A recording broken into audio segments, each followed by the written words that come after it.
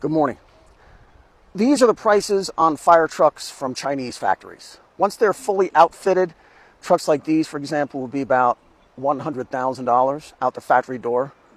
Much bigger ones go for much more. This model is nearly $400,000, and this is from a company I know in Qingdao for $300,000.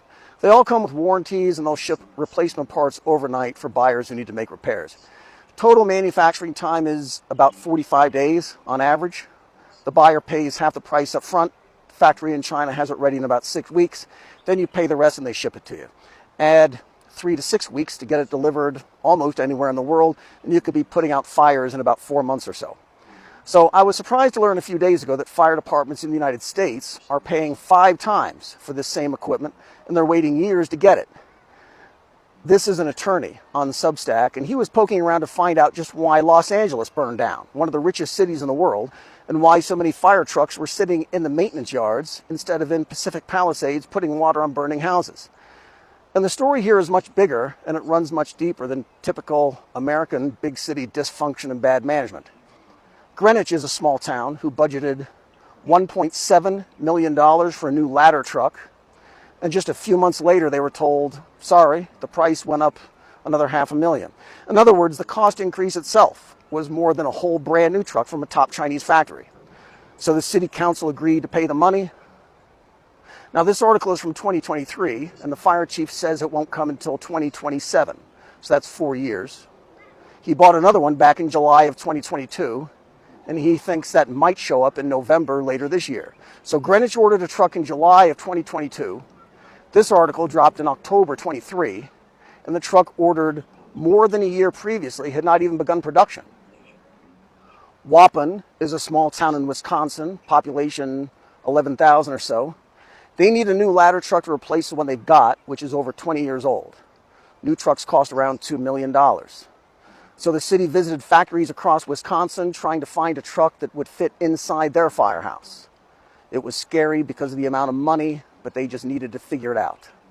They voted to spend $1.8 million to buy an aerial ladder truck from Pierce Fire Apparatus and Equipment. And remember that name because we'll see it again. The Waupun City Council then moved to other business. How much to spend to replace a police car that was totaled by a reckless driver, who we should assume did not have insurance. The city carefully studied 5 bids to replace the car, and even though Holman Auto was $200 more than the lowest bid, Holman's pays taxes in the city, and they agreed to deliver the car for free and maintain it. So it was worth the extra $200 for those perks. The City Council of Waupun, Wisconsin wants their good citizens to know that they're diligent in getting their money's worth for the extra $200 for a squad car, while spending $1.8 million on a fire truck they could have ordered from China for $400,000. Here is another small town, this one in Pennsylvania. They have a volunteer fire department, and they were happy about a $545,000 grant from FEMA to buy a new pumper truck. But they're still short hundreds of thousands of dollars because those cost around $900,000. In China, pumpers are under $120,000. What's worse, it will take 3 to 4 years to have it ready to use, delivered. They expect their final bill to be $1 million or so. And even when the cities have fire trucks on hand, they can't get parts for them anymore.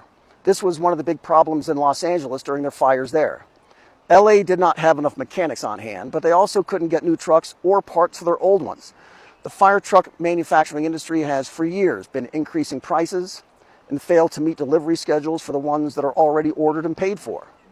Fire departments are waiting for years to get new vehicles and need to find replacement parts on the internet instead of from the manufacturers. Private equity, as usual, is causing these supply problems deliberately to make more money. And now the backlog of fire trucks in the United States is billions of dollars. Gil Carpenter runs the fire department in a town in Arkansas, and he says his prices are going up and suppliers don't even answer his phone calls anymore. Public safety is being traded away so they can make more money. The United States once had many manufacturers for this equipment, and then Wall Street came in, consolidated the industry, and shut down production lines. American Industrial Partners bought a group of manufacturers of equipment for emergency response, as well as school buses and street sweepers. So these are factories that build for city governments then. Other companies are doing the same, including Pierce Manufacturing, the company that will charge the city of Waupun $1.8 million for a truck they might get 3 years from now. These three companies control most of the American market. As a result, competition is gone, so wait times are going up, and the industry has a huge backlog that will take years to clear.